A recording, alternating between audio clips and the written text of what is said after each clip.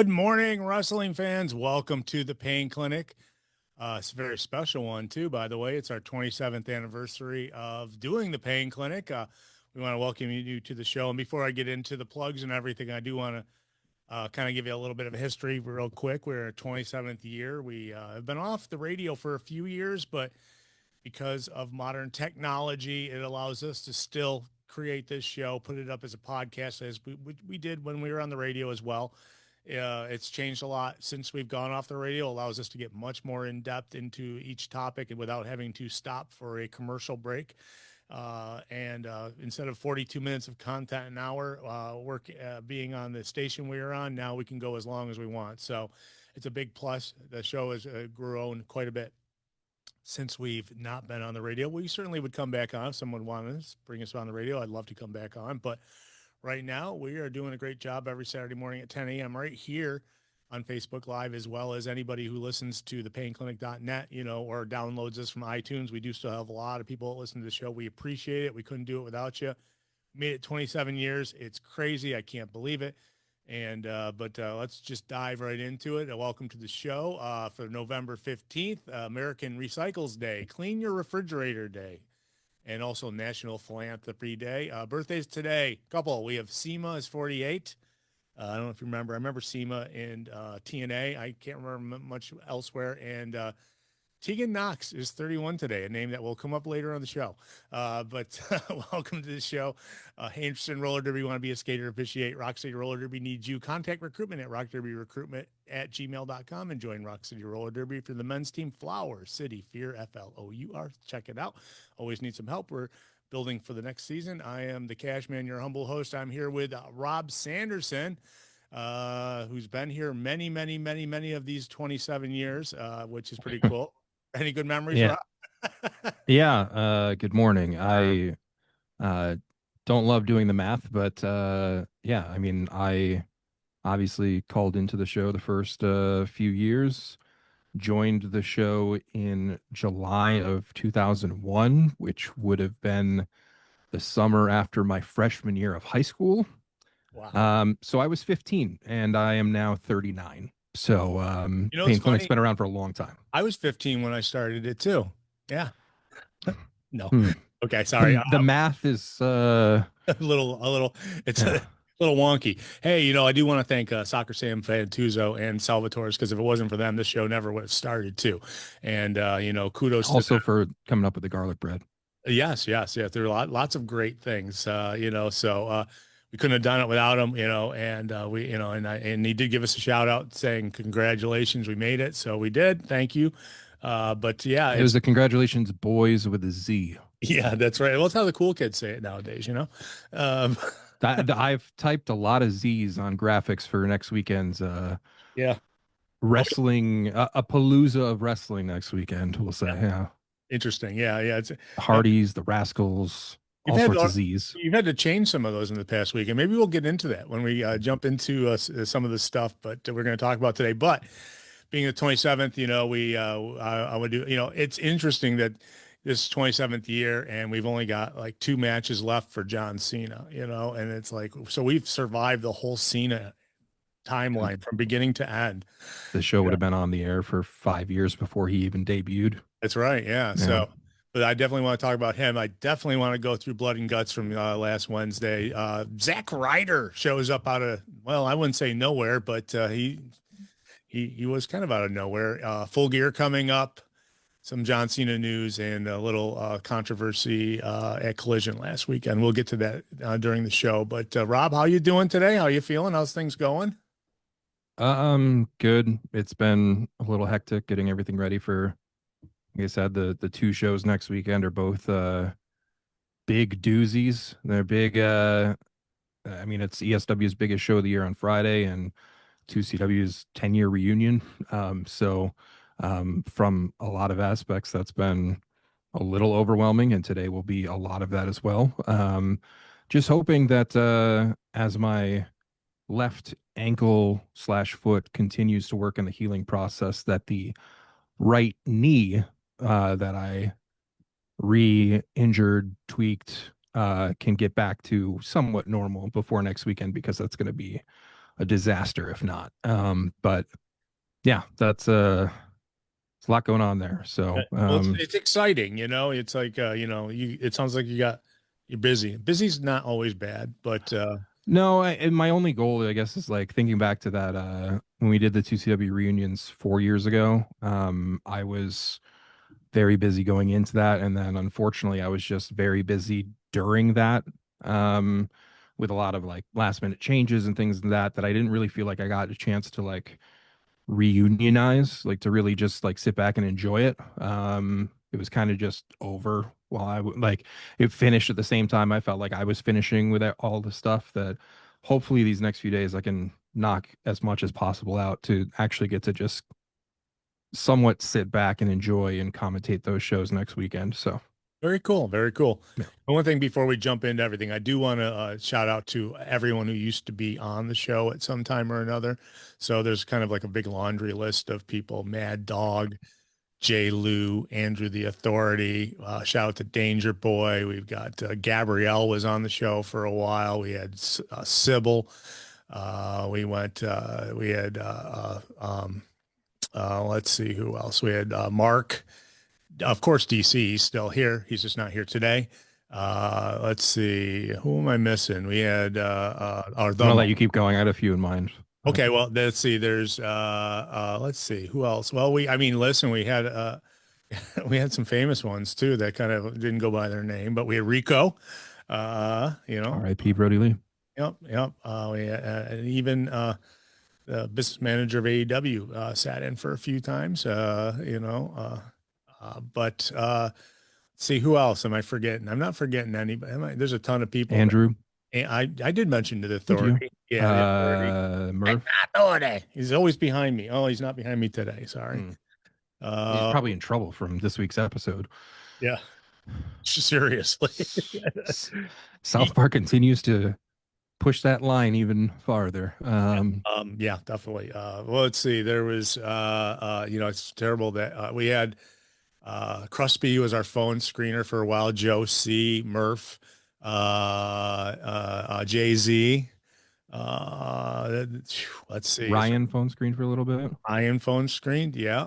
Man, I think that's about it. I can't think of anyone else that I missed. There's probably someone I'm missing, and I apologize if he. I mean, most of the people. Well, that guy under a mask, the Doctor Love. I don't know if you've mentioned him yet or not so far since we started the show.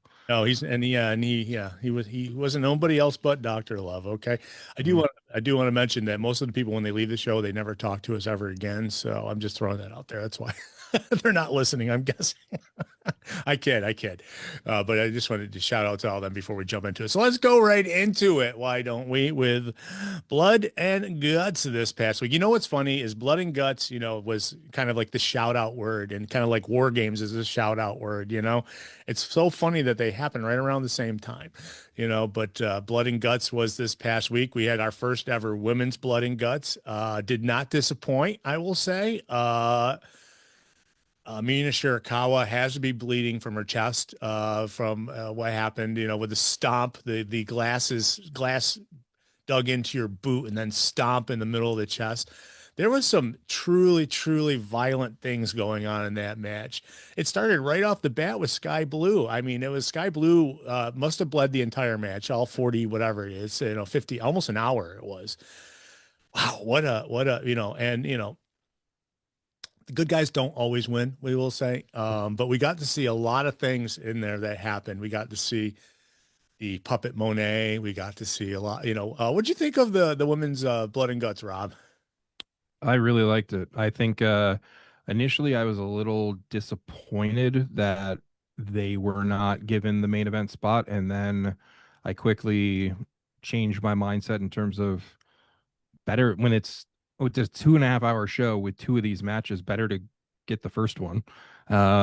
So I thought, some went a little bit crazier than others in that match, but everybody delivered. Star making performance from Sky Blue. I think I still don't really even understand the logistics of somebody like Julia just sliding through the little truss opening to escape the cage that was wild. Like a, I don't know, like cat fitting under a doorway kind of thing. Yeah, yeah, It was just, yeah. But some fun spots. I think it was built up well. I don't know if they needed to do 6-on-6 in the end. But I thought it was well, overall the show, I mean, was solid. And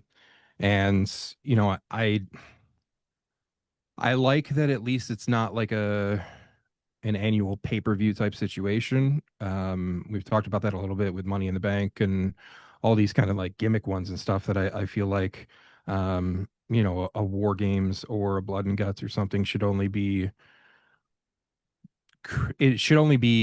happening when there's a need for it. yeah. Like kind of how they announced the cage match for Hangman and Joe for next weekend, and that makes sense. They're coming off a pay-per-view match. It's the next step up kind of thing. Obviously when tickets went on sale for that Greensboro show, they announced it was Blood and Guts, and I almost wish they hadn't. I feel like they could have waited longer, even if that was in their mind, like, hey, this is the arena where we're going to do it. Like, we can hang the double cage from that ceiling, like we're good, but almost like let it be more of a surprise. Where when we got to the point of announcing, like, by the time Orange Cassidy saying Blood and Guts, like, we already know what's happening. We know what he's going to say, all that kind of stuff. Like, I would love a little bit more of that approach, but no, the women for the first time doing it, like, they set the bar really high for what they're going to have to try to top, next year. Yeah. Well, yeah, it's interesting. But I meant to mention that DC Dan Cole was there, and he did take a few pictures that if you go up to our Facebook page, you may see those. But he was there, and it's like I was curious to see what he thought being there himself. But there was basically three matches on the show, and the Ricky Steamboat segment against with FTR.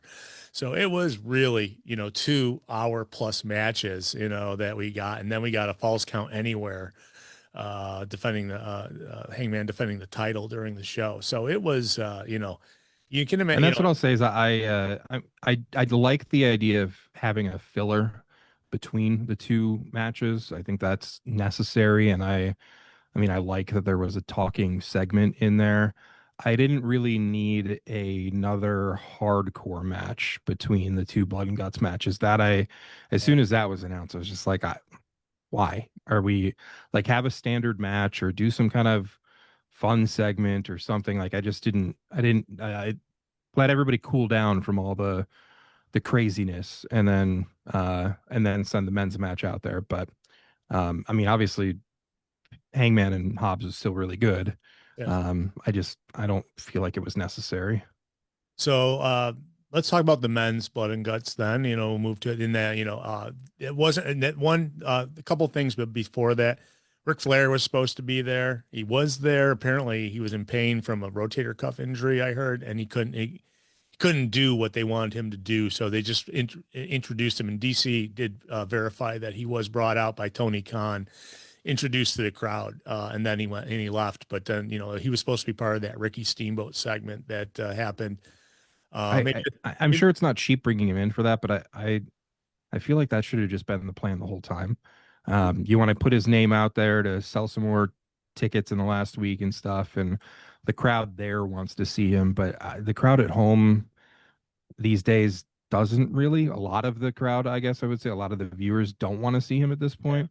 Obviously, plenty do. Well, But Greensboro, I feel like it was perfect the way it ended up. he kind of built the town a little bit with all his Yeah, touring there and everything. yeah, for He sure. does. Yeah. So, but he was there, but we did not see him on TV. And I did see a picture of him. So he definitely was out there with Tony at one point. But but that Tony did mention it the week before. So he never really explained anything about why he wasn't there. So I was waiting for his music to start after Steamboat came out, and it just didn't happen. So, but and then we got the men's Blood and Guts after that, which man, there was some stuff on there. It was just absolutely nuts. And I mean, I got it, Darby Allin being power bombed through flaming tables from what, about 30 feet in the air. It looked, I don't know, it probably wasn't that high, but No, but Rolling off and being on fire 15. still. Yeah, yeah. Then rolling off and being on fire still. That they had to freaking. That was that. I mean, I've never. That was just insane. And they've always loved to be lighting things on fire or threatening to, and they finally got to the payoff with something burning. So, but overall, the match was pretty crazy. I mean, when John Moxley came into the ring with a fork and just started popping everyone's foreheads open with it, or at least it looked like he was. I mean, it was in his hand, so you really couldn't tell if tines were actually making contact with foreheads. But the way the people were selling it, it certainly looked like it. And he was like going through, I just it was a very violent match. And yeah, you painted that ring red. I mean, two matches of that, and then all the broken glass and it was a lot to take for, and it was and it ended at 10:45. And of course, I knew going in that because it was so late that we were going to get a huge overrun, and we did. So, what'd you think of the men's match, Rob? Uh, Also enjoyable, but I I don't know. It's tricky because I understand that like I'm in favor of doing a men's and a women's, or at least working the women's in on like a rotation if they're not both the same night. It was I it's a tough spot to be in. Like you just saw nearly an hour of the women in the same cage tearing each other apart. They did seem like very different matches. And everybody delivered on it. I did not like the men's match as much as the women's match, but I do still think it was enjoyable. It's tricky because we talked about it a little bit, like the people that were in that match. Some of those feuds I'm kind of over, and some of them I kind of hope are over now after this week. Props to Moxley for tapping out and continuing to put people over. I mean, he really helps build up Kyle O'Reilly these last few weeks. Um, and I mean, even Roddy Strong now compared to a couple weeks ago and stuff. I mean, it's done a lot on those aspects. Um, Now you got to see kind of how they follow up from it. They go right to one of their tentpole pay-per-views next week. There's a collision tonight live in Erie that they just finally threw some random matches out on social media like late last night, but I don't Yeah, know yeah. how they were expecting to sell tickets for that show. Tony Uh, went live and did that. I think he did that to draw. That's because they had like one match I think announced in advance or something like that, and then there was only one, the only match like Wednesday night they announced that Mark Briscoe versus Mark Davis was happening tonight in Erie, yeah, and then last night they announced like three more kind of random matches for tonight that I don't know. That's a tough sell of a city. That the scheduling of that was. I know it's one of those situations where he kind of wants to see how everybody is after Blood and Guts and whether or not they can go 3 days later, yeah, or not, whether they're cleared or not. But I, I mean, they put out the graphic months ago with only FTR on it. And then they had nothing announced, and then all they had announced was Mark Briscoe versus Mark Davis. I'm just like, that's not how you're going to fill an arena with fans of expectation these days. I mean, at least tell them some more people that are appearing, even if they're not going to wrestle. Um, so that I'm curious to see what that crowd ends up being like tonight. But I guess there's not like a huge reset needed in terms of all the storylines until after Full Gear. And obviously, then after that, you're building to World's End, and then you get a little bit of that break after that before you get to Revolution. So that's like that long period of time where things can really truly reset, like almost a post WrestleMania type situation in my mind. But um, yeah, I don't know. I mean, to get that kind of show on free TV is wild. yeah. I could And see. I can't imagine if you're somebody like if you're somebody who still has traditional cable and you're scrolling channels and then you see Sky Blue Crimson Mask at 8:09 p.m. Like you're just like, what in the world is this? It says it's live and like, yeah, just nuts. Yeah, just she was busted open just in the beginning of that match. It was Some people have said that Minnie Monet died in the match. I'm assuming that's not the case. I hope that's not the I case think Minnie because Monet got what kicked out. It was it kicked or I thrown. think she got thrown. Yeah, I think she got. But I'm all for those random appearances. I love it. I just didn't see the knuckles underneath Minnie Monet that ended up meeting up with Mercedes Monet. Yeah.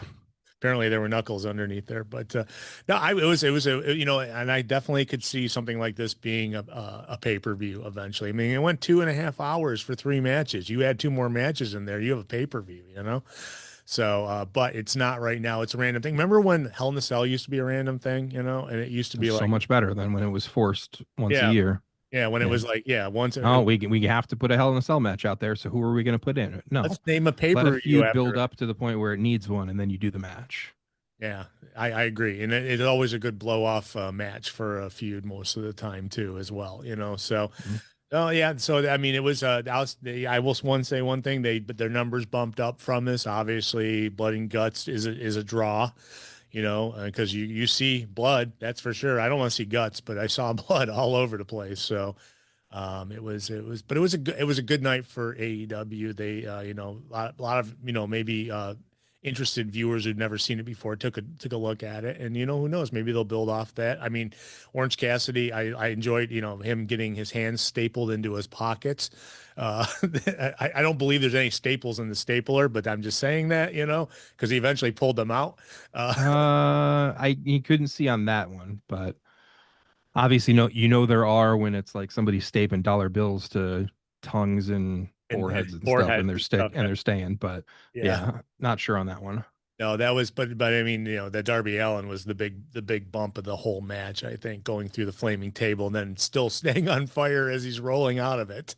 Uh, that was, but that's Yeah, it's tough because I also will say like that some of the idiots out there that will just find anything they can to hate on AEW specifically. Like some of the opinions I've seen out there, like why was Darby Allin not in the finish or whatever? Like because we've been there and we've done that with him and Moxley. Like this built other people, and Darby had his huge spot, and like that took him out of the match. That's what you in a match like that where you only need one surrender on there, like you've got to incapacitate the other people. Like I just the amount of people that will pick apart anything they possibly can just drives me insane.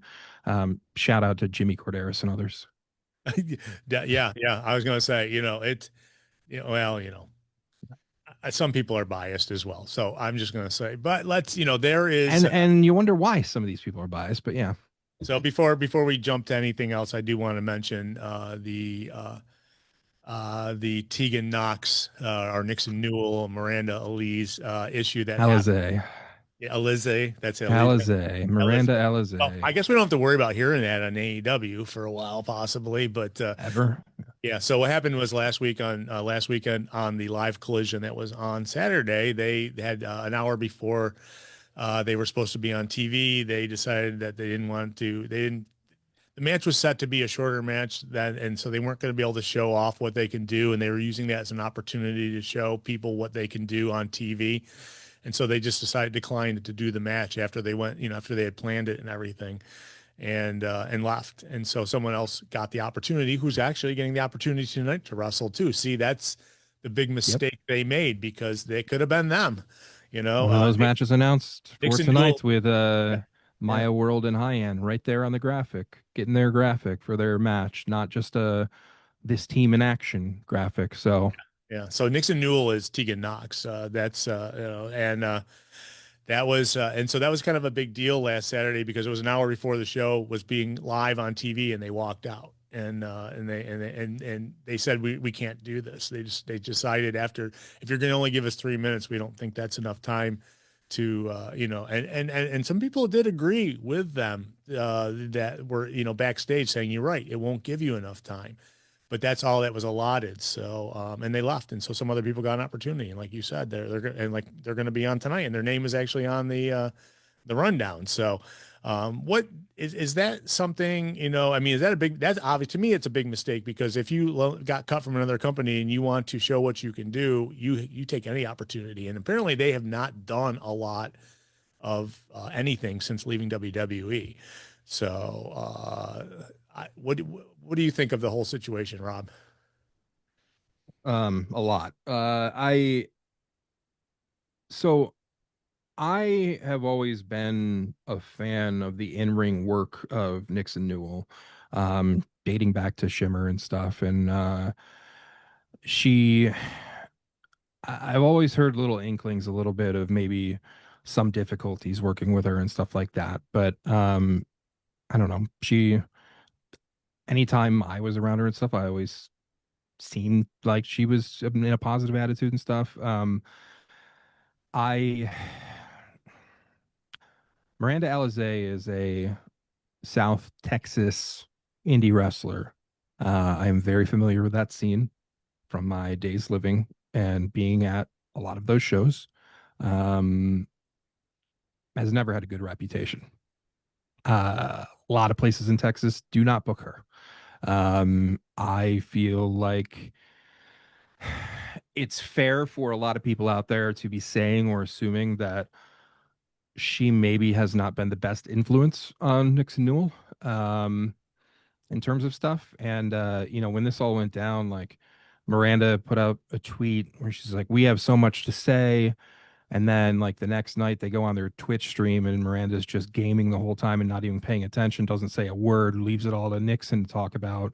And of course I get that they're like gamers and they do their Twitch thing and whatever, but like if you're talking about something serious and your like career's on the line or whatever, like maybe pause the game for a minute, talk about this for a couple minutes, whatever, and go back to your game. It just to me that was annoying to watch, but um, yeah, in my opinion, like there's a lot of discourse and stuff about match times, and I certainly have, from a booking capacity and other things, like been in a lot of situations where people want more time and people go over their time, this and that. Uh, I don't think that the majority of matches need as much time as people think in pro wrestling. 3 minutes is actually, if you stare at a clock that's counting second by second, 3 minutes is actually a lot of time. It doesn't sound like it initially, but it really, you can do a lot in 3 minutes. You can do a lot in 4 to 6. You can do a lot in 6 to 8. Not every match, in my opinion, needs 10 or 12 to 15 or 20 plus or whatever. And when you're an enhancement talent that's not signed, and this is an opportunity to wrestle live on TNT, you take it. They a couple weeks ago they had the little backstage interview segment with Anna Jay and Ty Mello.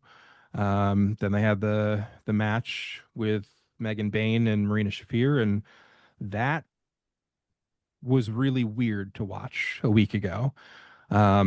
You could tell uh, I, anybody who's seen enough of Megan Bain, you could tell that Megan Bain was really frustrated after the double suplex spot that clearly, I'm not going to say sandbagged, might have been, but certainly she was not given any help whatsoever on suplexing two girls at once. And she, credit to her because she's awesome and incredible and pulled it off.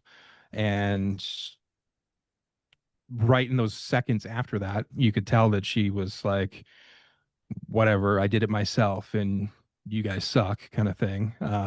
Kicking the dust back toward him. That in that moment was just like, oh boy.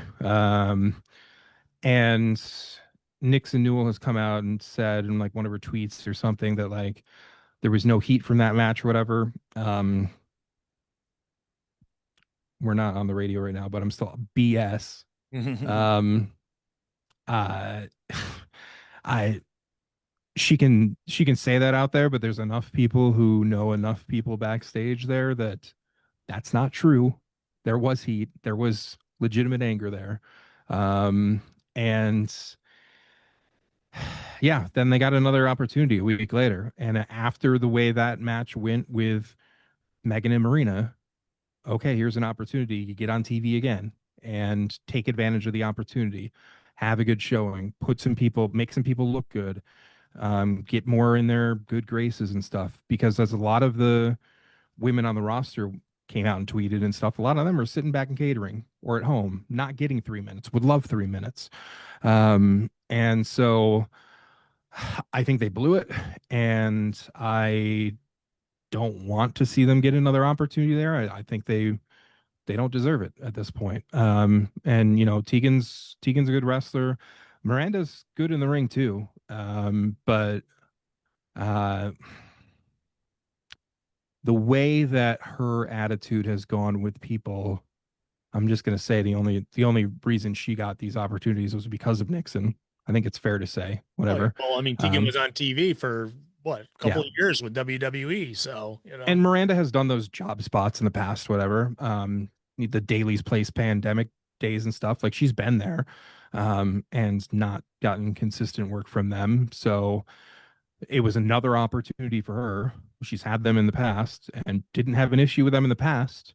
Did those I mean, granted, when Dark was around, sometimes they'd get a minute, 3 minutes, 6 minutes. You know, sometimes they get a little bit longer. But again, I think you can make yourself look good enough in different ways within 3 minutes. The match that ended up happening with Hyen and Maya went less than two yeah. and did accomplish a lot. They didn't even need the full 3 minutes. So, um, yeah, I guess they were unsigned talent, but still, best of luck in your future endeavors because nobody wants to book you. Yeah, we'll see if that ever happens again. And Tegan still as a singles wrestler, still, was pretty good in WWE. I think, got a lot of opportunities, had injuries, of course, had injury issues, but depends if maybe they just don't want to do wrestling anymore. Maybe it's like, I'd rather play Well, games. she said at the beginning of the year that she was only going to do it for 2 more years, and we're almost a year into that. And if that's the case, good on her for, you know, thinking about her next chapter. That's totally fair. To go that route or whatever. But if that's the case too, I mean, like, what do you expect at this point? And they're not going to like sign you to a 5-year deal and put the strap on you. Like Yeah. it is what it is, kind of thing. So you put in a good performance. I mean, the best thing is I think that AEW is probably the best example of how many of their homegrown stars were those people that were jobbing out on Dark every week.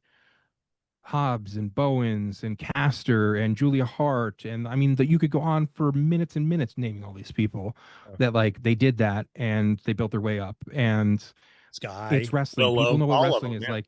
Yeah. You don't, who gives a crap about wins and losses? Yeah. Like nobody expected them to win that match. That's not what it's about. Like do your 3 minutes, make them look good, make yourselves look good, get the attention, get the TV time or whatever, make people want to see more of you. And that make it to the point where like you did well enough that Tony's just like, oh, we got to put him back on. Maybe we'll give him another minute this time. And there was a lot of people online also that were hating on like, oh, this is like, if you're going to be one of the people that's supporting like what Taya Valkyrie and other people are saying, whatever, then you don't care about women's wrestling and stuff. Yes, we do. Like that was in my mind the biggest takeaway from that was the first of 3 consecutive women's matches on television. And I don't remember the last time, if ever, we've seen that on a national or worldwide television episode in wrestling. That's progress. That's a good thing. Um, does that mean one of the matches is only 3 minutes? Yeah. Okay. But the others were longer than that. And they were 3 in a row. Like they took over that division, took over that program last week. And um, I choose to look at some of the positives there. Yeah. It's poor decision. We'll just say that. And it could mean the end of your career. It could, I mean, obviously, like I said, Tegan, I remember Tegan being injured way too much in WWE, having issues, but Triple H always gave Tegan another chance, brought her back, after I'd the be very interested to see if anybody books them going forward. I Well, I was mean, reading other that. than like Yeah. they've got like there's a school down there. Like I know like Miranda's worked like there's like probably a couple like a Houston and a Beaumont Indy or something, whatever. Like the places that she's regularly at, I assume she'll still be at. But like this isn't a situation where somebody in like Buffalo's like, hey, can we get you on our next show? Like, nah, Yeah. I we're was good. saying And there's plenty of other options. that kind of came up during the discussion was that they even have talked about being booked at other places, but declined. The people that were booking or declined to use them, because maybe they were asking too much, or I mean, obviously, or for other reasons, but they don't have a great track record on the independents since leaving, or since being, free. So No. And I mean, that's the thing is like yeah, there's plenty of indies in Texas, but like uh if people already weren't really booking Miranda outside of that area, and then Nixon is somebody who like there is a name value there, but um are you going to pay to travel her, to fly her in somewhere, pay her agency fee? Because she's one of all these people now that has the agents. I mean, the rate to book some of these people compared to what it used to be is absolutely insane. yeah. And she's one of those agencies too. So do you want to spend all that money to bring her in to then have an issue with well, that doesn't work for me. Like, You can get say an older veteran superstar that has more name recognition and for a lot less money, I'm guessing, so for as an independent, it might be the best way to go if you're going to book, if you're going to bring there's it. so much talent out there these days that when people pull this kind of stuff, all right, next. Yeah, so and very interesting situation. So I'm sure there'll be more to be heard on that. So let me jump into another thing. I'm watching SmackDown last night. Zack Ryder comes out as the mystery opponent for LA Knight. Though 2 weeks ago on NXT was called Matt Cardona, same guy. Is WWE like making a mistake, first of all, by going by Zack Ryder because everyone knows he's Matt Cardona? And it's like, or it's like, well, he's our, we own that copyright or whatever. We have the music and the video. We're going to make him do the Zack Ryder thing. I don't But think it it's, wasn't even the same music, which was disappointing. And oh, then they had to make a new video too for like the dimensions and stuff. So obviously he had to like mix in some ZR gear into his Cardona gear to I don't know. After all these years of Cardona saying Zack Ryder is dead, it's kind of entertaining to see a Zack Ryder appearance. And obviously it was Zack Ryder who had like all the matches against and even and with John Cena and stuff. So like I don't have an issue with that. I think it's cool that he popped back up there.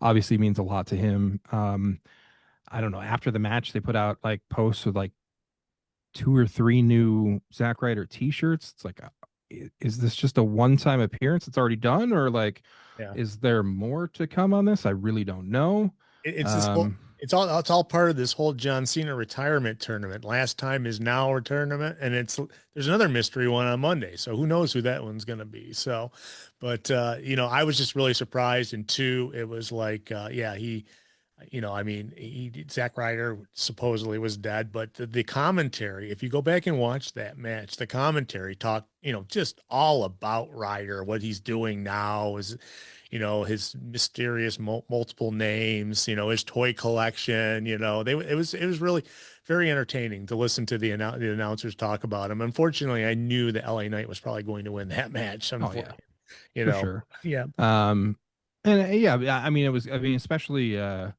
I mean, Michael Cole remembered a couple of things and remembered a couple of the move names and stuff, but I mean, more so shout out to Corey for uh slipping in some of the like indie god thing and talking yeah, about the death matches and stuff. I mean, he really I think at one point he said like a who's who of wrestlers that are not here or something. Like I like that they acknowledged it a little bit. I feel like it would have been okay. I mean, even when they're like, oh, it's his first match in 5.5 years, not in NXT. And it was like, okay, but in NXT is Matt Cardona. So like just say it. yeah. Like it's not like what are you gonna like offend a wrestling fan? You're like, wait a minute, that guy was using a fake name.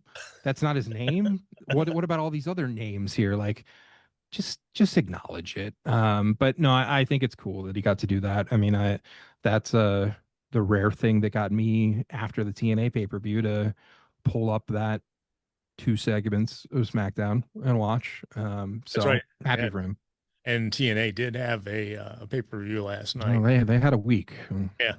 So we will get to that in a second. I just want to mention that on Monday Night Raw, John Cena won the Intercontinental Championship, obviously the only one he never owned.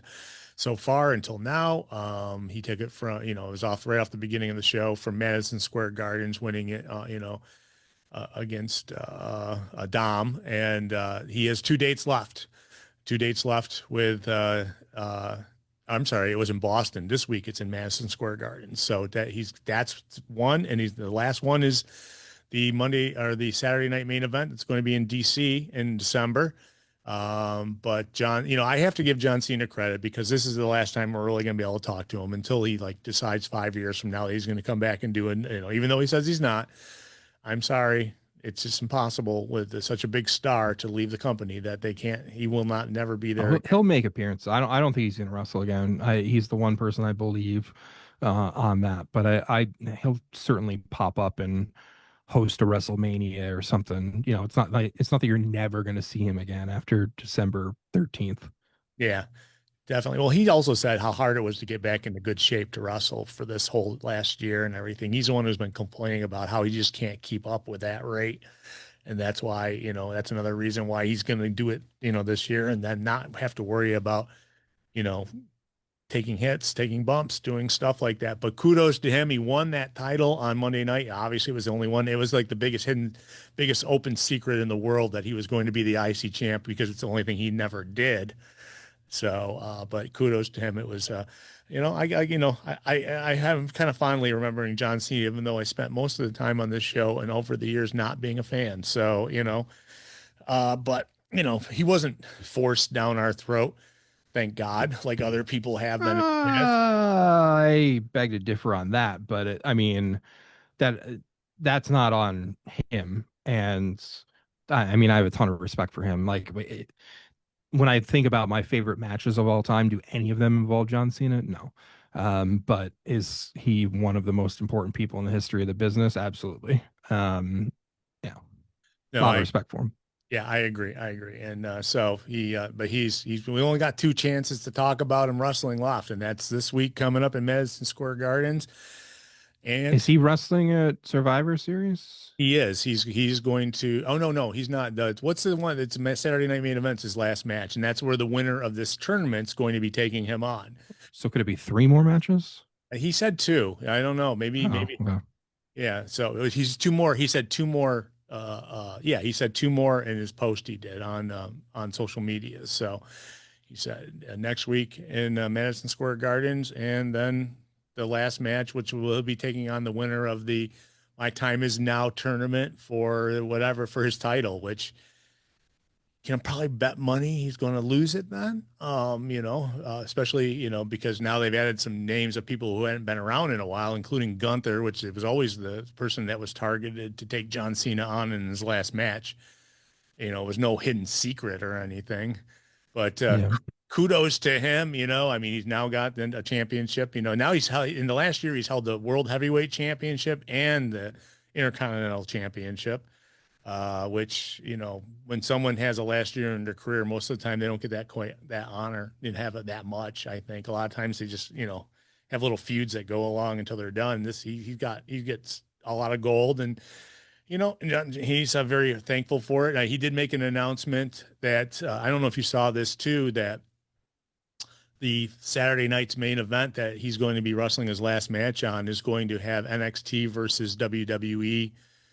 It's going to be those matchups all night where they're going to have an NXT star versus a WWE superstar, because he wants to he did it in the middle of the ring on Monday night. He said that that's his choice because he wants to put these kids over, give them a chance. And I guess he's been spending a lot of time in NXT down in the training center, trying to, imbibe his wisdom into the listening students. So there's going to be a lot of opportunities on last Saturday night main event with a lot of NXT superstars. Which I don't popped in at the at Natty and TJ's dungeon recently as well, with a lot of people that are. Oh, is that where we got is that where we got the picture of Brody with him? I think there was a picture of Brody with John Cena. Yep, that was there. Little Brody and Shane Stetson and others that were all there training with John Cena, which is pretty cool. Yeah. So John kind of, that's his gift to the world of wrestling, is he wants to give those kids an opportunity on a big, of course it's on Peacock, so it's not on, NBC or anything, but, I think that's cool. They give him a little leeway in how he wants the last show to go. So, kudos to him. I think that, I think it's wrong that it's on Peacock. His last match, like you build it up all year and stuff, and then it's yeah, only on an app. If it was Peacock and actually NBC or something, that's different, obviously. But because like Goldberg's was actually on NBC, right? yeah, he was. And So I think when John came back, he didn't think that, I didn't think at that moment when he came back, Saturday Night Main Events were still on NBC. So that was kind of like a big change in the middle of the year. Maybe that's why they allow him the leeway to use NXT people too, because it's on streaming device. I don't even know how well it did on the last one. I didn't see any of the numbers, but I'm sure they'll be the best one ever viewed on Peacock because it's John Cena's last match. So it's going to be, and hopefully they don't play the 2 hour and then cut off deal. Let them go as long as they need to go. Because who cares? It's a streaming service. You don't have news right after it, or a sports event. So kudos to John Cena. I just wanted to definitely bring him up and, winning the championship and making that big announcement this past week. It was a big week for him because he was really the worst thing about the whole deal was that Triple H had to introduce him on Raw. There's a great sign right over his shoulder. good old Ego H. Yeah, there's a great sign over his shoulder for most of the time he was waiting to talk that said Triple H sucks. It was done very well too, right over his shoulder. And it's like, there's no reason. I don't know. I'm tired of Triple H. I'm tired of hearing his voice on every beginning of every one of their shows. He's not my signature guy. There's been a lot of rumors, and it probably won't happen, that Vince McMahon was going to have some sort of part in John Cena's last appearance, but I doubt that will be happening. But I don't want Triple H and Stephanie starting every show that's a big show. Please, no, don't, just stop it. Let the announcer come out and get the crowd going. I don't need Triple H. It's insane. Yeah, It's absolutely insane. It's to be expected at this point that you're going to hear Triple H in the little intro, and then Triple H is going to be in the ring, and then Triple H is going to introduce this, and then Triple H will voice over a package, and then yeah. Triple H will be back in the ring, and then oh look, my wife's going into the Hall of Fame, and like oh my god, Yeah. we know you're there, we know what you do, like stop. It's funny. We're in November and they are not hitting the Royal Rumble much at all yet. I mean, and that's going to be in Saudi Arabia. So and I don't know how they're going to sell when the booze they got from the WrestleMania announcement or the Royal Rumble, either of those announcements, the booze the crowd did. I have a hard time feeling that in American TV, they're going to have much of an opportunity to promote these without people booing, these shows. But that's the company. That's TKO. That's what they're doing. They're raising your prices. They're moving your shows out of the country. It's like they feel TKO feels it's a worldwide. And we talked about it a couple weeks ago. Always felt that they wanted to be more worldwide, but not centric to the Middle East.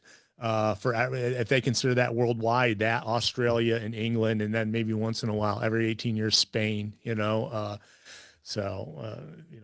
speaking of tomorrow, I believe there's a football game in Spain, Washington and Miami, and that's at like 9:30 in the morning. But they're trying to do the same thing. Obviously, the NFL's, but they're not. The NFL's not going to the Middle East. So, but yeah, so that we'll see. We're getting closer and closer to these things becoming more important, and we'll see how obviously the American crowds are not happy about it. I did want to mention ticket prices because, man, last week I posted on our Facebook page all the open seats for this December 28th WWE stop in Rochester. And the cheapest tickets were the worst seats were $56. And man, and someone was like, I remember when you could get a front row seat for $30, and it's like, yeah, well, that was a long time ago, it's pre TKO, pre whatever, but you still, but it's, they're still having a hard time selling tickets. They did a couple weeks ago in SmackDown when they had they had like half the arena filled, emptied off. I'm guessing we might see pictures from SmackDown last night because I did catch a lot of empty seats in the upper level, but there's only two views, and one of them is not the one behind the hard cam. And I have a feeling they were empty. So they're having a hard time selling tickets. And the TKO said these prices should have been higher the whole time. And that's the only benefit I can give to Vince McMahon is that he kept them lower so families could go. Because, man, last night Paul McCartney was in Buffalo.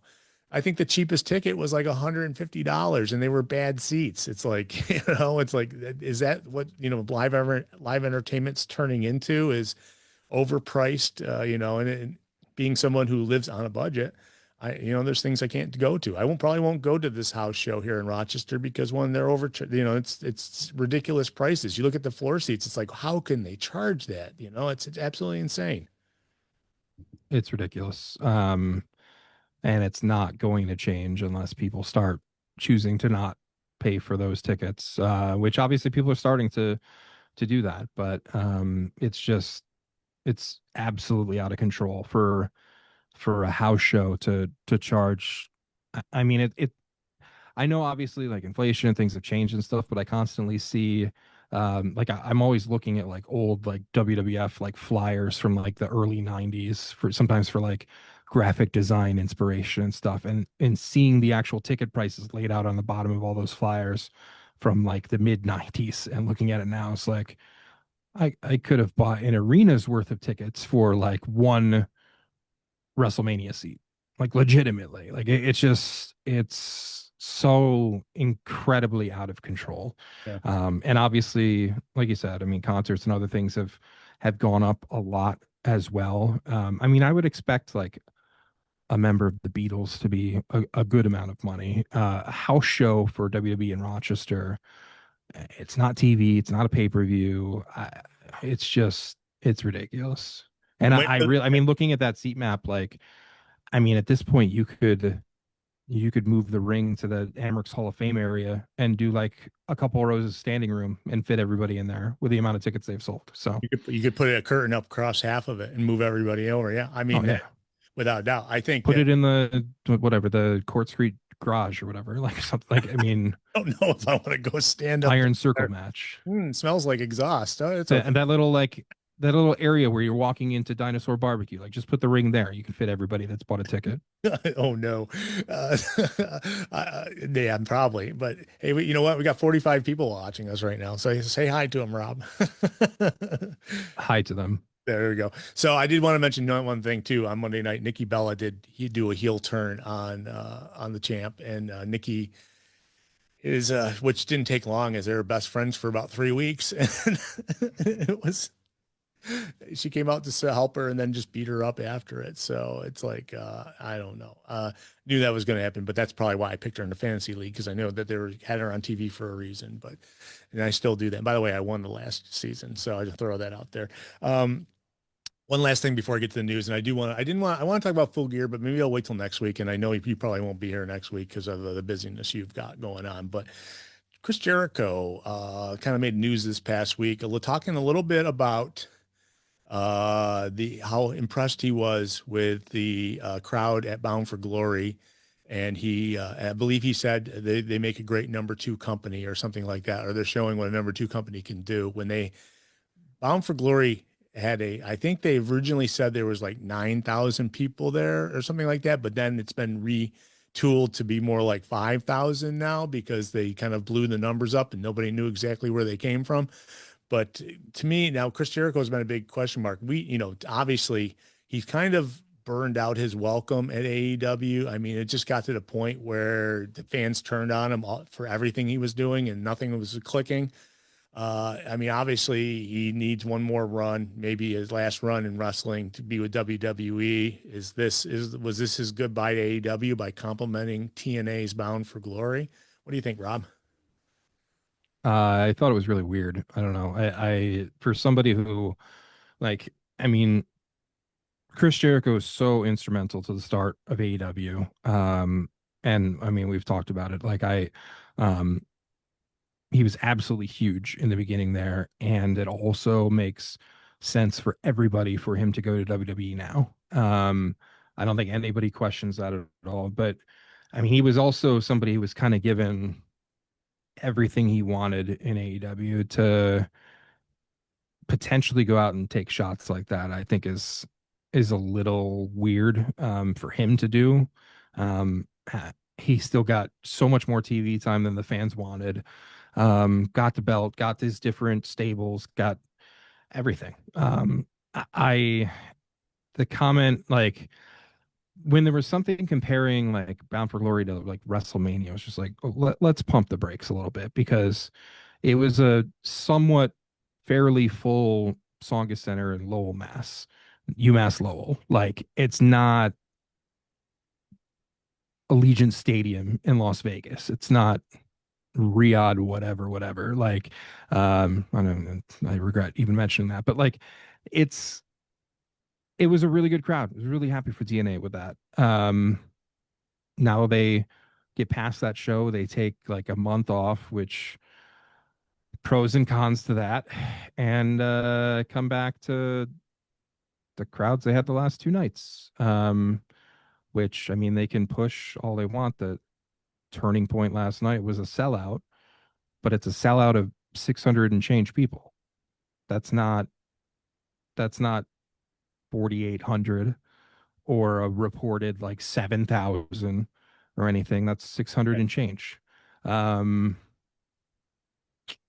it's not that's not a WrestleMania number. I'll say that. I think they had a ton of momentum. They've really benefited in a lot of ways from this partnership. They had some really good stuff on Bound for Glory, and some big matches and stuff, some big names to help get through that and stuff. And I think there was, in a lot of ways, a really good feeling about TNA coming off of Bound for Glory. And then you go into that's when they take this break and they come back, and these last two nights have been a disaster. There's no other way to put it. Like I really like that roster, um, but the booking the last couple of nights is dog crap. It's If you don't know what we're talking about, Frankie Kazarian cashed in his Call Your Shot gauntlet on Thursday's live TNA Impact and took the title off of Mike Santana, who was the heart and soul of this whole company leading up to Bound for Glory. He was going to be the crowned champion at the end of it. Was he hold it for 2 weeks and then boom, they take it away from him? It's got WWE smell written all over it, you know. I mean, that's what Rob's referring to. I was going to get to that in the news. Yeah. So it was like, yeah. And then Mike Santana no showed last night's Turning Point live event. Well, supposedly it was a story. He popped up, but it was yeah. That's a whole, I mean, I just get into it now. Like, I mean, it's he loses it like Thursday night. I'm watching. It's a live Impact, which obviously doesn't happen often, but that's great when it does. Santana comes out, good reaction. He's got the belts. Then, they get toward the end of the show and what was it? Like you had the stuff with Nick Nemeth and Steve Macklin and stuff, and then the NXT roster, which I'm guessing it was like the B team of the NXT roster, comes out and disrupts the main event of Mike Santana's first title defense, the first show since he won the belt against Ryan Nemeth, which is a choice. Match gets thrown out, whatever, and then Kazarian cashes in. I have no issue with Frankie Kazarian finally being TNA world champion. Like, king of deserves TNA. it. He's like he's like almost like a day one guy. Like that I have no issue with that. I mean, like I'm sick of the Money in the Bank cash-ins and that kind of stuff, whatever. But that's totally fine. But for your very first show after, this isn't the first time this has happened in professional wrestling. And obviously it's an intentional thing and you're trying to piss your fans off and this and that and make a shocker. But you built up Santana for a long time. A lot of people thought he should have gotten the belt months before he finally did. And then you screw him over out like this, with a really weird, like, you go immediately off the air. And then the next night you've got your TNA Plus special and he's booked for a tag match. They put out a fake story to the media during the day of Santana isn't answering phone calls. He's not at the venue, blah, blah, which stop trying to work the media in 2025. Of course, the tag match starts in the main event. No Santana. Macklin's going at it alone. And then Santana shows up in his truck and like walks through the front. And honestly, the pop wasn't that great. Um, I don't think it's like the fans were. It's one of those. I don't want to compare it to like the Cody Rhodes thing, but like it's like one of those things where like you build him up, you build him up, you don't give him the title. You build him up, you build. Oh, he finally gets the title. You steal it from him. Uh, the fans are kind of tired of this, and like to me, it was so flat. Like Thursday night, I'm thinking like, all right, are they going to do like another switcheroo and have Santana win it back the next night, or is Nemeth going to cash in his part of the call your shot gauntlet Yeah. trophy thing, and he takes it, whatever? But um, they finished the show with like Santana, I think, got the pin, but the crowd didn't care. And now you're taping shows today, so you're what are you doing? Like, are you gonna have Santana not win it back? Is he gonna win it back on a tape show and everybody's gonna know about it? Like their next big pay-per-view, I think, is Genesis in January. Like, are the fans gonna care to like support him on a chase to the belt again? I think it's absolutely terrible booking. Where And were for they? somebody that doesn't watch TNA very often, Yeah. I absolutely it felt like a waste of time. Most of what I watched the last two nights. And they were at Full Sail, right? Yeah. Yeah. So with Full But at Sail, Full Sail with just like seats on the floor, like no bleachers.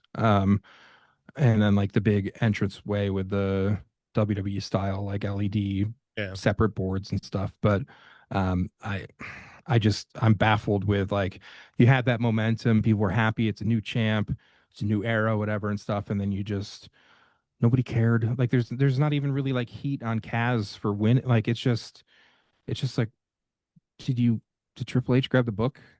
And like Yeah. what the hell are you doing? Like it's the type of thing that makes people a lot of people didn't like what they saw Thursday night, and so they did not tune in on Friday night.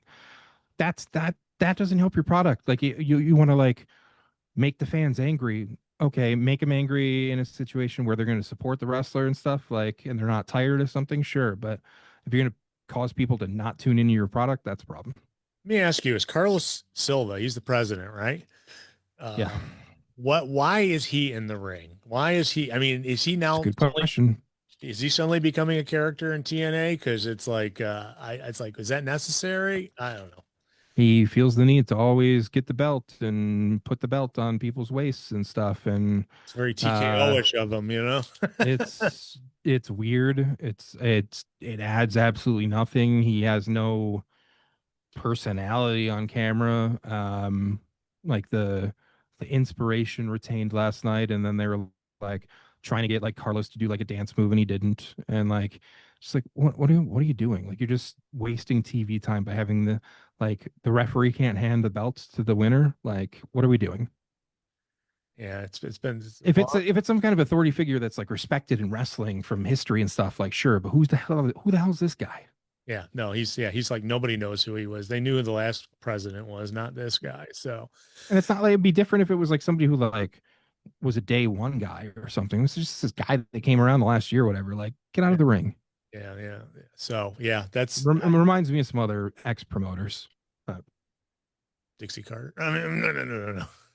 A it's little. interesting. I don't know. Like, there's more and more that's come out about Dixie recently from talent and stuff. And like, anytime I ever talked with Dixie, she was awesome. But I understand more and more why people couldn't stand working for her. So Yeah, she was Mark running a company. That's what happens, you know, a little bit. So let's go on to some other news. I did definitely want to mention that that was a huge disappointment to all the Mike Santana fans out there, and it's like, you know, I mean, like I said, I always am a big fan of the guys in the chase, but man, he had the chase for so long in that company, and then they, you know, the first time he defends it, they take it away from him. It's just, you know, it kind of reminds me of Jay Uso. What was going, you know, or you know, when Jay Uso, you know, he finally get that belt, and then, you know, a month in, it's like, yeah, we made a mistake. We're taking it off you, or whatever. I don't know what their, you know, their long except term, this guy can actually wrestle singles. But yeah, yeah, no, I see big what you mean. time, Yeah. big time. Yeah. So It's yeah, no, and it's it was frustrating enough you know, what was that like a month ago or whatever when one night I was making a bunch of the 2CW graphics and used like edited together like some new pictures of the Hardys with the TNA and NXT belts, Yeah. and then found out the next morning that they lost the NXT belts. And it's just like, okay, that was a great waste of time. The amount of graphics and videos that I have made for next weekend's ESW show on Friday and 2CW show on Saturday, which both feature Mike Santana. He's on the loop with us. Yeah, every single picture he's got the TNA belt. It says TNA World Champion. And now, like, of course, going into yesterday, I'm just like, I'm not changing these graphics yet. Maybe he's going to win the belt back at Turning Point and everything will be fine. And he didn't. And so now, do I really have to? Can I just add the word, like, just slap the word former in front of TNA World Champion, just leave it alone? Because I really don't want to change all that stuff now. Do like a stamp, like a big stamp across it, and turn it. You know, I honestly might. I Yeah. honestly might. Um, like, what are we doing? I hope you get a chance to talk with him a little bit. I know that he probably can't talk about things like that, but it's like, you know, it's kind of a big deal in wrestling. I think it's, you know, especially for TNA, especially for this guy who like suffered through that AEW run. They never, you know, never got an opportunity to. Did they hold? They did hold the tag titles in No, A. they didn't. They No, that's right. absolutely should have. That's right. That They should was have. I complained about that a lot. There's zero reason why Santana and Ortiz didn't have the belts as, like, I mean, they could have been the first champions, but they should have had it within the first, like, 2 years of the company, no doubt. And they never got them. That's. I mean, at some point in that, like, Santana and Ortiz had the falling out and stuff. But before that, when they were still like, there was no reason not to put the belts on them. They should have had those belts while they were in the inner circle. Yeah, remember them, Penta and Phoenix? They had some great matches. You know, you know, that was disappointing. So, speaking of those other guys got enough belts, so yeah, that's true. Especially if disappointing is if you are a fan of Joe Hendry, he's no longer in TNA. He now has a WWE contract. The interesting thing about it is his contract was originally supposed to end at the end of the year, but WWE and TNA worked together on an agreement that allowed Henry to make the move sooner. Henry is now Henry. Someone else said that recently. What was it? Who was it that called him Henry? Someone. Oh, the ring announcer. Henry is now a member of the NXT roster. He's formed an on-air alliance with Thea Hale, and they are feuding with AAA mixed tag team champs Chelsea Green and Ethan Page. And I think it was Chelsea also called him Henry, but that was kind of a joke, I think. But nevertheless, yeah, Joe Henry, you know, you say his name and he appears, but only under WWE banner now. So, how do we get to the point of, like, Joe Hendry was their biggest star and stuff? And obviously, like, that's cool and all. Like, I haven't been like Joe Hendry's not somebody where I'm just like, oh my God, I got to watch his match. He never has been, he never will be, but he was over like crazy, had a WrestleMania match and stuff. You're going into this big Bound for Glory show that WWE obviously has a big influence on.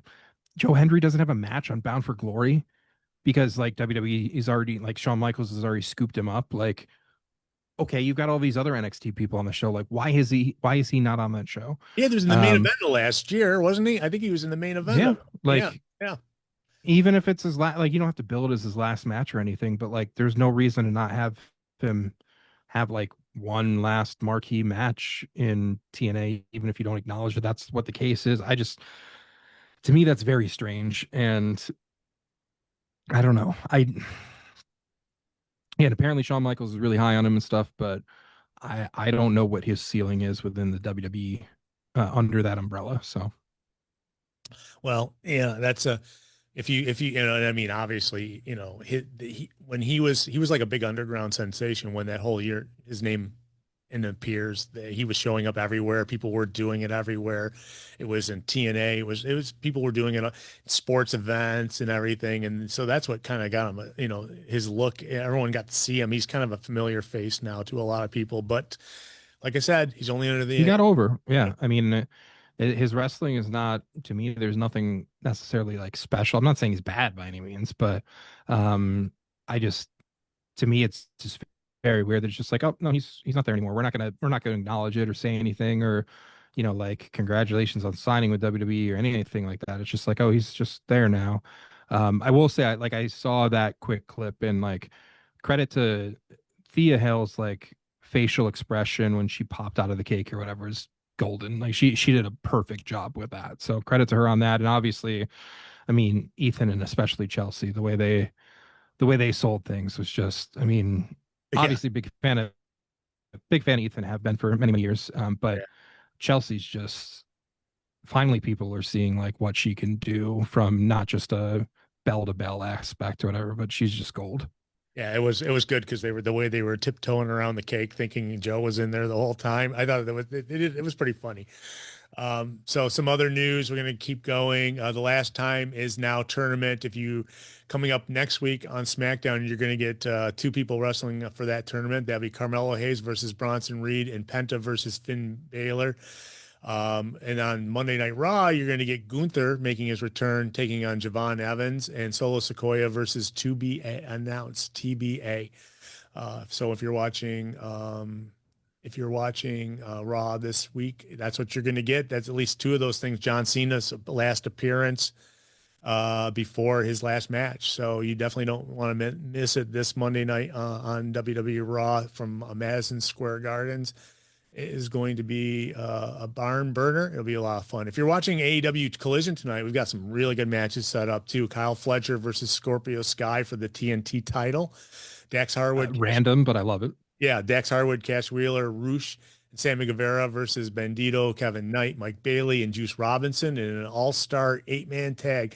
How far is Erie from Rochester? What, a couple hours maybe? 2.5. Yeah. So Yeah, an easy drive and nice renovations that arena. I was in Erie the last time they did Collision there, and was well worth it. Of course, like I wish they had announced these things like a few days ago or whatever, but happy like even with that match, get to see some of my favorite dudes in that match. It's a very this card that you're going through. It's a very random Collision. yeah. I mean, these are people that are not normally on AEW TV like at all, but I'm happy about it. Yeah, I was gonna say. Then we got Maya World and was it Hyan? That's her name. Mhm. Versus Alex Windsor and Rio tagging together, and then Mark Briscoe versus Mark Davis, which was the only thing we knew until last night that was going on. It's going to be in Erie, Pennsylvania, at the Erie Insurance Arena. It's going to be simulcast, obviously, on TNT and HBO Max, 8 p.m. start. It's a live wrestling tonight. If you got nothing else going on, and a week from tonight, obviously, is the Full Gear pay-per-view. So it's interesting that because um, this week's Dynamite is going to have Collision following it immediately because obviously they got a pay-per-view on Saturday. So, but so when this week, if you're watching Dynamite, it's a 3-hour block. You're going to get, and so far the only thing really announced is Hangman Page versus Shibata in a non-title match. Kenny Omega returns. That's it so far on a 3-hour show. I know the last hour is going to be the pay-per-view, the full Gear pre-show, quote unquote, the last hour, the Collision hour on. I didn't know. I think that'll be the fourth hour. Oh, is it the fourth hour? Usually after, yeah, it should be 3 hours of an actual like wrestling show, and then they'll put on that little Oh, preview show. I see it. They're doing a second hour of Collision, quote unquote, as the Full Gear pre-show. So, okay, we got that going on. So that's pretty cool. You definitely want to check that out. If tonight or actually Wednesday night, if you're home, and they did very well last week. Hopefully they retain some of those Full Gear people who came on, or the guys who came to watch Blood and Guts to, watch this week. Crossing our fingers, but some big WWE news. January 2nd, the show from Buffalo, New York, the SmackDown that they announced that they are having a hard time selling tickets is the first night they're going back to 3 hours on USA. Yeah. What yeah. are we doing? Why? Nobody wants this. Yeah. No, but not one person has asked for there to be a third hour like added back or what. Like, what are we doing? Yeah. So it's interesting as USA kind of insisted on it. So we'll see what happens. I mean, I've been in 2 hours is fine because then I don't fall asleep in the third hour. Now you get a third hour, so they'll add in that'll be an extra maybe 4 to 5 minutes of wrestling. And if you bought, it might be 3 or less. I don't know. Maybe it's probably not good enough for Nixon Newell and Miranda Alizé. The last time I went to a SmackDown in Buffalo, it was a 2-hour show, and it was on Fox, ended at 10 o'clock, and everyone left. So if you bought tickets already, it's now going to go to 11 o'clock, and you're going to stay later. So prepare for that. Let's see what else is going on. Oh yeah, I said John Cena surfaced on social media announced regarding WWE Raw Swan Song next Monday. So that is his last appearance on Raw, Madison Square Gardens. he said he's going to be wrestling. So he said, 23 years, you've allowed me to have 544 matches on Raw, Cena wrote on X. He said, the most in WWE history. My favorite match is the next one, which will be our last one. Don't miss your last chance to grace the Garden ring as we say farewell to Raw Live Monday night on Netflix. So apparently he'll be wrestling. That's why I assume he's wrestling, because of that post he put out. It's interesting that not only did John Cena win the WWE Intercontinental Championship on Monday Night Raw, but the Kabuki Warriors took the title from Charlotte Flair and Alexis Bliss. They took the WWE Women's Tag Team titles on the show. They ended the night with that. So Asuka and Kairi Sane are now the women's champs. And they have been at it. And by the end of the night, apparently they had some problems, and we may not have caught it if you were watching Raw on Netflix, that Rhea Ripley came out in the end and yelled War Games when all the women were brawling with each other at the end, because they all started kind of falling into the ring and brawling. And so we're going to get a War Games match, obviously, with the Kabuki Warriors. Charlotte Flair, Alexa Bliss, Io Sky came out as well, Rhea Ripley, and I can't remember who the other two, but that's how that. So that we're going to have, and War Games is in a couple of weeks in WWE, less than 2 weeks from Sunday, I believe. So I've got some big pay-per-views coming up. So this is one last thing I wanted to mention before we get out of here. West Side Gun, you know him from the Buffalo area. He's huge in the Buffalo area. And if you've ever gone to wrestling in the last few years in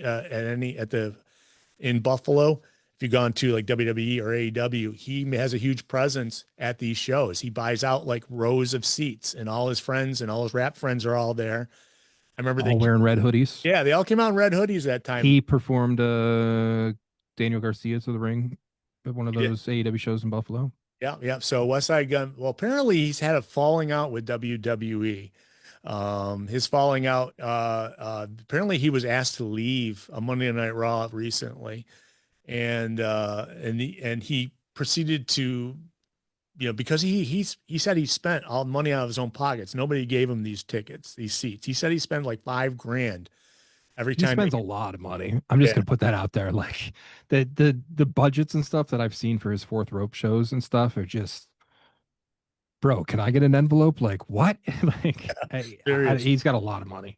So he's a huge wrestling fan. He used WWE drops in his music, and that's what people are his song titles and stuff. Yeah, he gets away with a lot of it. They're Buffalo Kids merch and stuff. Like sometimes there's some very close symbols and stuff to things that are trademarked or whatever. Like I was always a little surprised at how much they were getting away with, to be honest. So well, that's why a lot of people think that they've kind of like kicked him out, because he was using stuff without their permission.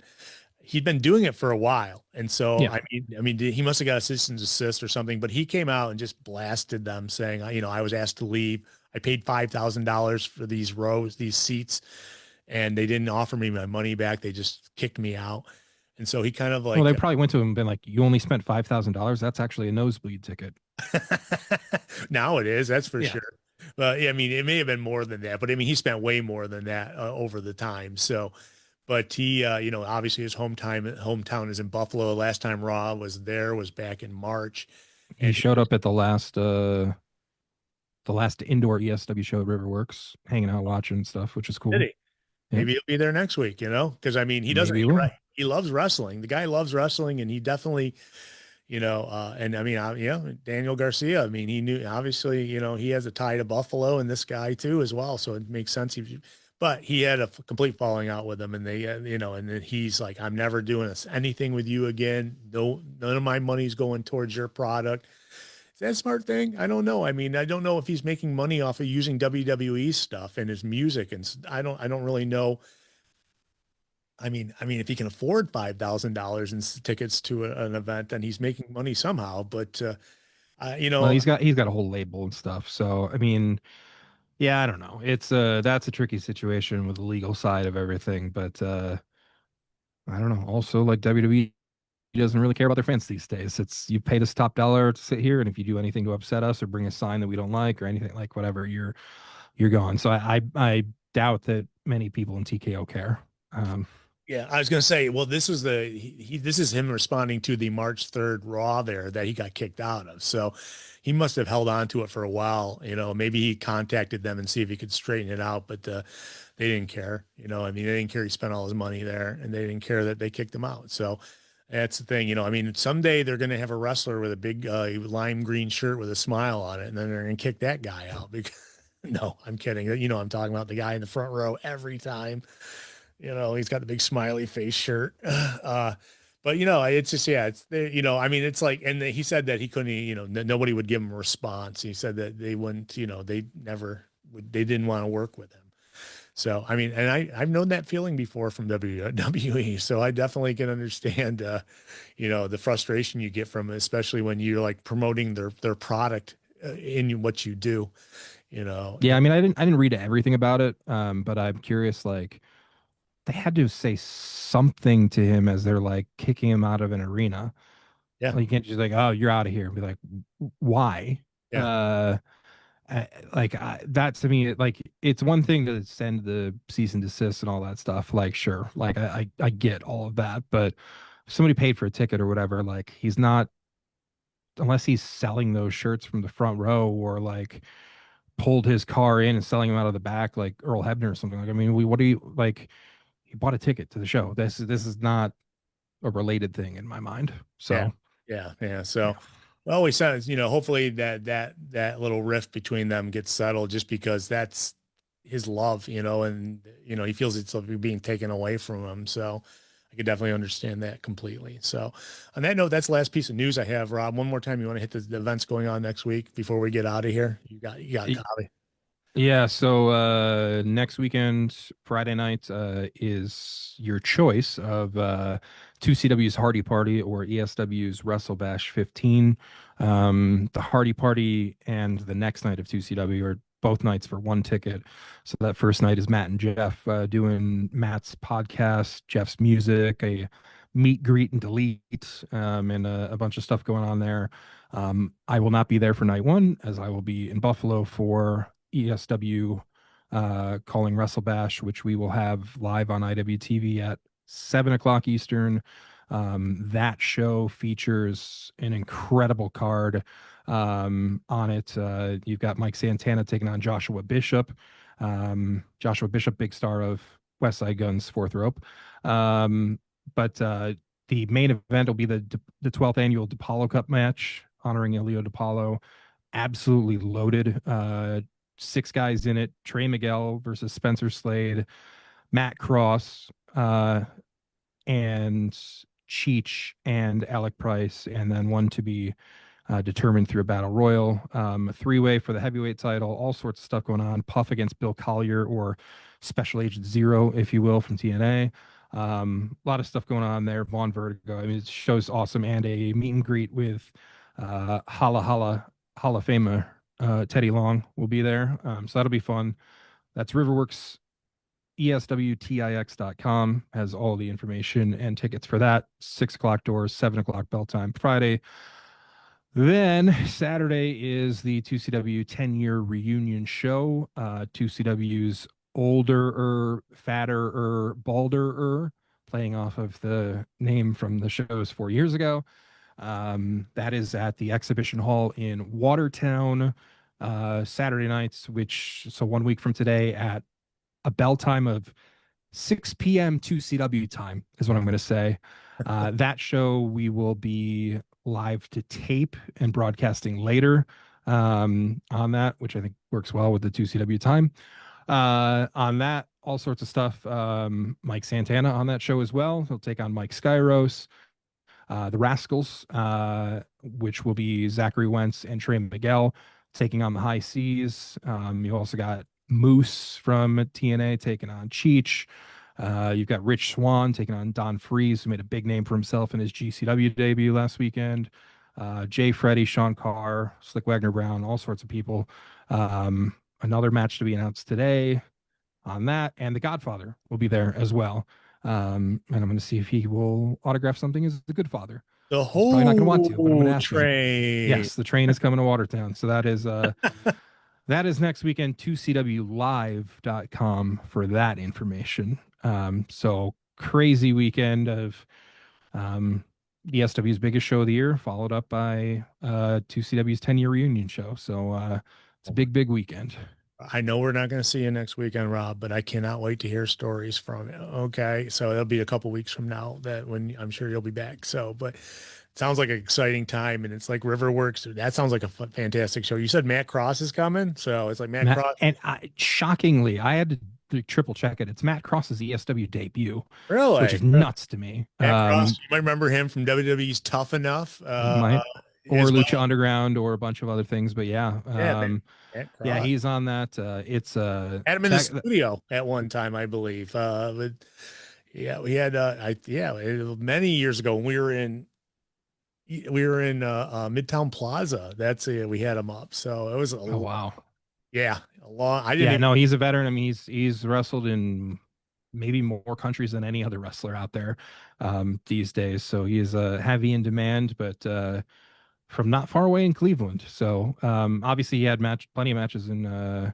other places like 2CW and stuff, but good to see him coming in. That match is just going to be it's just going to be nuts. And you got Trey Miguel from TNA, you got Spencer Slade from the NWA, Cross, Alec Price is a top guy out there right now. Obviously, one half of the GCW Tag Champions. Cheech, to me, like he's so good, and most people know him as a tag team wrestler, but he's getting this opportunity a little bit for the time being to do a bunch of singles work with the unfortunate injury to Colin Delaney, who will be calling the 2CW show with me. That's a breaking news there. All right, Colin. And yeah, it's Colin knee replay, or he had a knee ACL tear, something like that. Yeah. Yeah, it was unfortunate. Yeah. So no, it's gonna be, I mean, it's a big weekend. Those are as big of indie shows as you're gonna get in New York State all year and stuff. So back to back, it's gonna be crazy. Well, So send my best to Josh. I know I friends with Josh. I know that he's probably completely overwhelmed by this, but he's a little bit more. Sometimes he's a little too relaxed on it and stuff. I know he enjoyed the that Paul McCartney show last night and stuff. oh, he was there. I was gonna say I saw lots of pictures of people. I wish I could have been there. Just they outpriced me, so it happens, Much like this Rush tour that's going to be going on soon. They're outpricing me. I really want to see them. I don't know if I can, put $200 for a bad seat. It's like. I want to though. I definitely want to. I mean, it may happen. I mean, I went to two concerts this past year, so it's like technically, I've saved my. Well, I know Paul McCartney's playing Hamilton next weekend because my sister messaged me last night. And she's like, I didn't even know Paul McCartney was in Buffalo tonight. I was like, yeah. But he's in Hamilton at the it's the first event back for the old Cops Coliseum, which of course has plenty of wrestling history with the old. Oh my gosh, that basement there, yeah, yeah. But Whoa. they've gone through a 2+ year remodel. I've seen some of the pictures, which is just not. I can't wait to see what it looks like now. But that's the first event back next weekend there. So right. Hopefully that could be a place to get some decent wrestling shows. I heard that back. Someone said that Paul McCartney did a survey of the crowd. He said, "Who's here from Buffalo?" And he got a cheers. And they said, "Who here is not from Buffalo?" And it was deafening. So, it's like obviously a lot of people came down from Canada, but now they don't have to come down. I remember seeing the Stones at the Ralph and Mick Jagger asking, "Who's here from Rochester?" And there was, I don't know, a handful of us that were like, "Yeah, cool. He mentioned our town." Yeah. It's like. It's sitting in Buffalo. You're right on the border there of Canada. So, I mean, a lot of people will come, a little bit more expensive because the dollar, in here, America is, 70 cents on the dollar from Toronto or whatever. So, but for now, they're still letting us in, luckily. Yeah, so yeah. That continues. We've not irked them enough that they have not stopped us from coming in again. So cool, man. Well, we're going to get out of here. I want to thank everybody. Thank you, Rennie. Rennie's there. He was probably here the first show we ever did. So Rennie, thank you. 27 years we've done it. We're gonna, this is week 1 into 28, I guess, because technically I think it was the 14th, but here or there, 13th or 14th, I think, from 1998. So we were in the 90s when we started. Ooh boy, I feel old. So we're gonna get out of here. I want to thank everybody for listening. We have 46 people following us right now. So please find all our old shows, thepainclinic.net. You can also listen to them on iTunes. And the future is the future. So who knows? We'll go another 27. Probably not. I don't think I'll be alive in another 27, but you never know. I'd just be super old, and wrestling probably, who knows what it'll be then, in 27 years. There's a lot of questions for 27 years from now, including what we were just talking about with this country and everything. So who knows? Sure. So we're going to get out of here. You guys have a great week. Thank you so much for viewing. Thank you so much for being here as long as you have been, whether it be all 27 or not. We will see you next week. Same bat time, same bat channel. See ya.